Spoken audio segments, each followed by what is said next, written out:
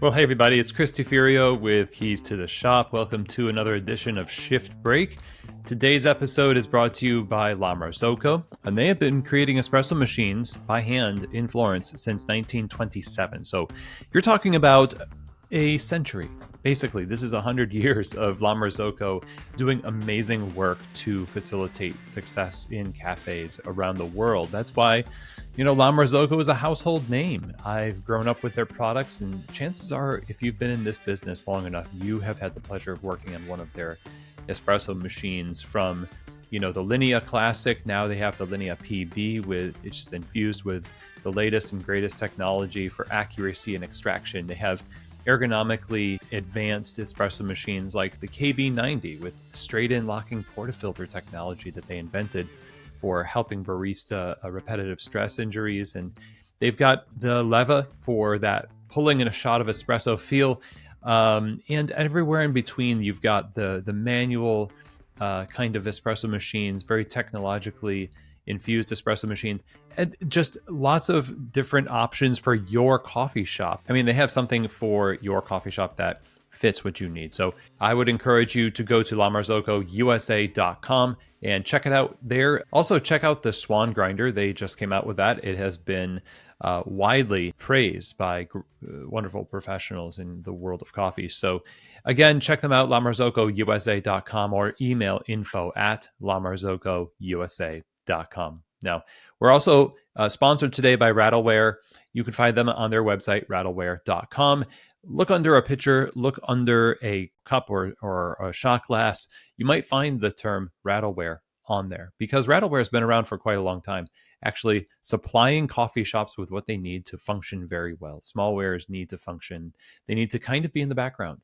They need to rattle around back there. And again, I don't know if that's why they named it that, but definitely makes sense to me. So I'll say so. maybe it's not. But run by some amazing people and creating products that just work, smallwares that just work so that you can just work, right? This is what we want. So if you're looking for great smallwares in your coffee shop, check out Rattleware at rattleware.com. Now, today's episode, I want to talk about something that has been talked about very much because we are thinking about ways to add value to the customer's experience. One real quick caveat here. I've been on my high horse about the focus in on coffee, right?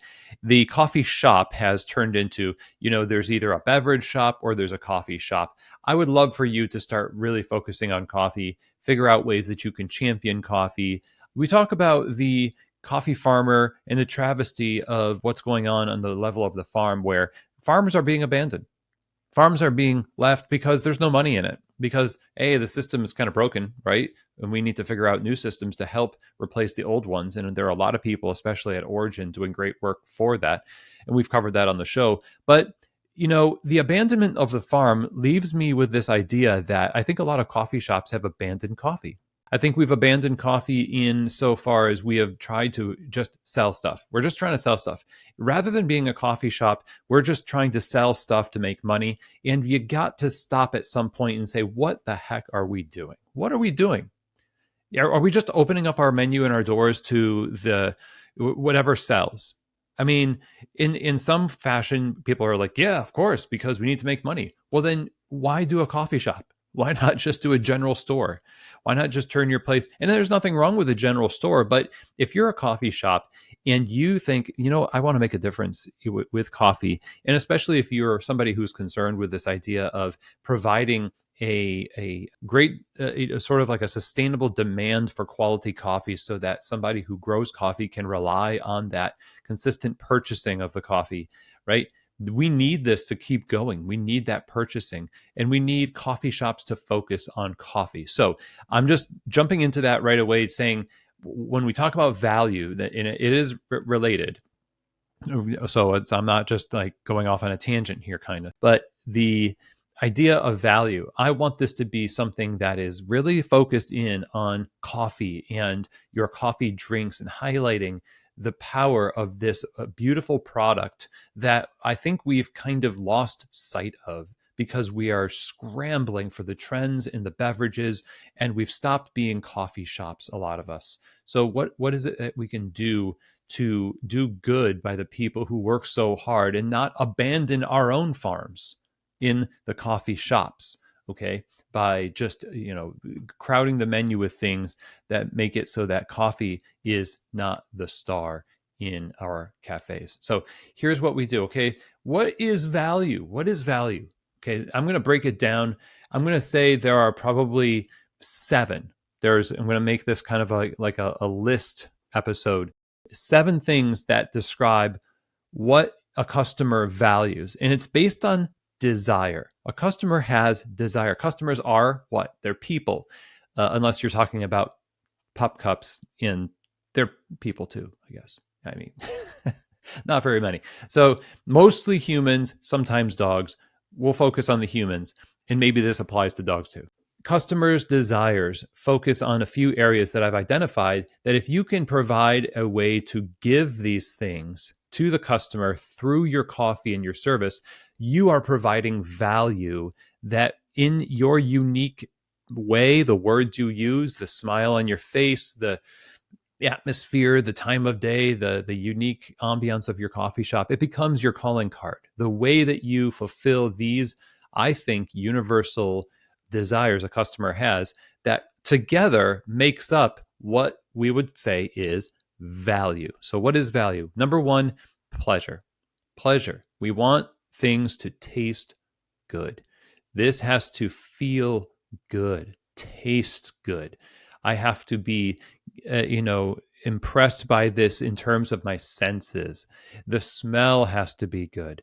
Mostly it's the smell and the taste. The feel is also very important. Okay. So if, for example, the coffee tastes amazing and it smells really good, but the cup is just this wobbly, broken, dirty thing, or it has no handle and the liquid is so hot that it's really hard to handle this cup. So I got to let it cool down, but I really wanted to drink it a little hotter.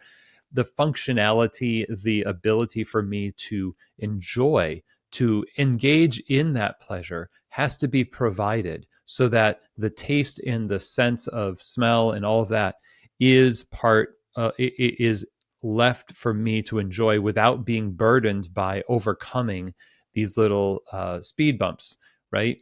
We talk about this as negative white noise, the white noise of coffee shops, where people always come in and they say, well, of course, a coffee shop's going to have these things wrong with it. It's going to stink. It's going to have wobbly tables, a sticky table, bad attitudes, long wait times, varying levels of consistency. Okay, so if you give the customer no reason to say, I was right. See, that's what they always do. They being us in coffee. We've got a reputation. See, people have been hurt by coffee in the past.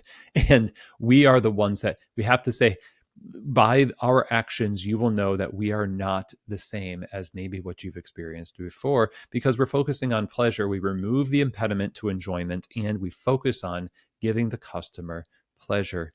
And that is part of what the customer values. And sometimes they don't even know that they're about to have an experience in enjoying a coffee the way that they will. They just know that at the end of this, at the very least, they're going to get caffeine. Even if they're drinking decaf, they're going to get this. They're going to have that oral fixation that we have in, drinking and imbibing in different beverages. You have a mug in your hand. For me, I'll tell you, sometimes I just drink too much coffee because I want to have a beverage in my hand. I don't know what it is. It's part of how I've become associated with this. It's a tactile thing, right? And I think you might be the same as me in that regard. So let's look at that as, how do we give the customer as much pleasure as possible in this cup of coffee, in the environment where they're enjoying this cup of coffee, or whatever it is you're doing. Now, number 2, for what is value, is belonging. Customers' value is based on whether or not they feel acknowledged, welcomed, and included, as our friend Philip Paul Turner a long time ago told us. So do they belong? Now, this is not to say that you have to go out of your way to just reassure everybody all the time as though you are 100% responsible for their emotions. You're not. People are people. We are all adults, most of us.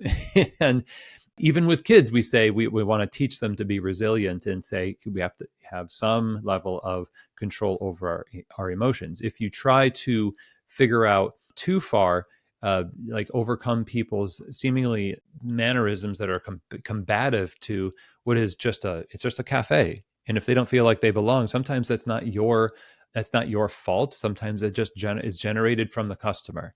Okay, so if let's just kind of take the trope of a coffee shop that's doing specialty coffee. Older gentleman walks in and he says, "You have just any regular coffee?" And it's a little bit like, yeah, this silly specialty coffee thing. Okay, now we are overcoming his inertia by kindness and generosity. And of course, we understand, we want to empathize, and we want him to feel a sense of belonging. But if he comes in there and he has this combative attitude towards the space already, that like objectively, this shouldn't appear to be a place that is anti you and your regular coffee desires, then you've done as much as you can. So you can't control that entirely, but as much as it depends on you, I think you do need to actually figure out a way to respond to people in a certain sense of, you are welcome. We're welcoming you. And that comes from the transaction. Starts with the transaction,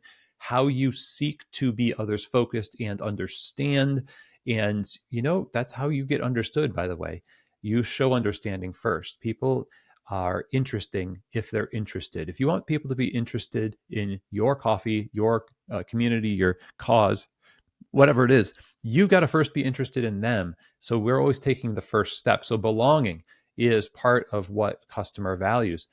Being known is another way. So a customer, it maybe not doesn't want to be known in the sense that you assume being known looks like. For you, it might be, let's have a deep one-on-one conversation. Not a lot of people might like that, right? So maybe they want to be known on a particular level, and we are saying, okay, that is your desire to be known. I am known as, you could be known as Frank, the cortado guy, or, Allie, the, mocha girl, whatever it is. You are kind of saying, this is who I am in this coffee shop. And people do that. I see it all the time in my career. People have they've kind of come up with a signature way of presenting themselves, and they are they'll open up as they desire to be opening themselves up, right?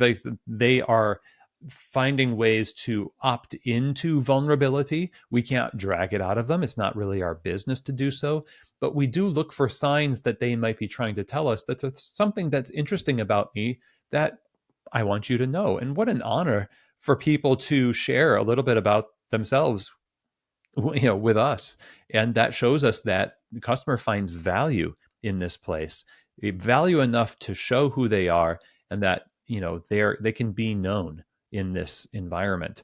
I would say another part of value is momentum. Okay, that's a fancy way of saying momentum is just kind of a fancy way of saying, look, we want you to be energized, give you energy for your daily commute, give you energy for your life. And this is a place where you can meet and have this go well for you. Your study session, your meeting, your one-on-one, your solitary time with the paper. I mean, you could be doing Wordle on your phone in the corner, and this adds momentum to your day because it's just part of this like assembly of interactions with the world around you that equals my day. And if your coffee shop is part of that day for them, it's adding momentum to their day and helping them achieve their goals in some small way. You are part of a bigger picture. And if you can add a little bit of color and life and energy to that picture, that is what customers value. Also, customers value the opportunity to give. And people do have a urge for altruism. They want to support a cause, whether that's coffee farmers or charities or just a local business. They do have the sense of they will be loyal to something. They want to extend themselves beyond themselves. Even if they appear to be very, very selfish, people do have this impulse that they want to exercise in some way. And so in a coffee shop, if you give them opportunities and are the concierge of opportunities for them to see the wider world of coffee or the wider world of the community, and that part of the social makeup of your town that you want to highlight through the platform of your business, This is another thing that customers value, especially because sometimes we just get sick of ourselves and we're just like, you know what? I want to get outside of my own head into the world around me. A coffee shop often is a great way to do that. That's why it's called the third place. Okay. And we do see that in cafes all over the world. Opportunity to give is another part of how value is interpreted by a customer. Security is another aspect of value. Do you find your product and your service is consistent? Can the person count on your business to do well in the areas that are the most basic and foundational? Can they count on you to consider them when you're making decisions? And does that bring a certain sense of security? People value things that bring them security because the shifting sands of life often are disconcerting, and it's exhausting. And being able to count on something in this world of change is very valuable for people. This is why we always talk about consistency. We talk about training your staff to provide something that is consistent across the board, because security is part of how customers interpret value. And finally, today is trust. All of this, I guess, could come up with, the one word that we think about is trust. And a customer trusts something that delivers a host of different parts of what they think of as value. So we just described a few of those things. There's probably a lot more, but if you have managed to have enough time and interactions with your community that you have a large crowd of people that trust your brand, that means the world. It means you've got fans. You've earned that. And that is really what we have to think about. We earn people's trust because they are giving us the opportunity to speak into and serve into their lives. They're saying, here's my money, here's my time, here's my effort, here's my palette. And I invite you to affect these things. My personal world is being infused by your brand of coffee and service. And I'm trusting you with that. That is ultimately what value is based on. You can do that through coffee, of course, and the hospitality or the food you serve, everything down to just the details of whether or not the water glasses are polished or how the bathrooms are kept up. This whole pursuit of providing a coffee shop is actually a pursuit of providing these types of points of value to the customer. So if you want to use that list as a way of checking in with your operations to say, how are we producing that? What does it look like every day for us to produce this for the customer? That is a great way to think about it, especially as we get closer to, it's not the new year yet, I know, but just think about every year we want to get better and better and reinvigorate our focus on how we deliver value.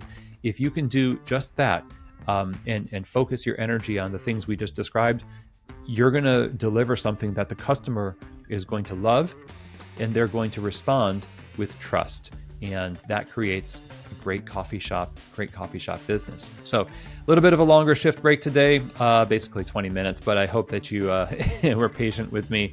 I wanted to get that out there. So as always, I appreciate you, and we'll see you here next week on another edition of Shift Break, from keys to the shop.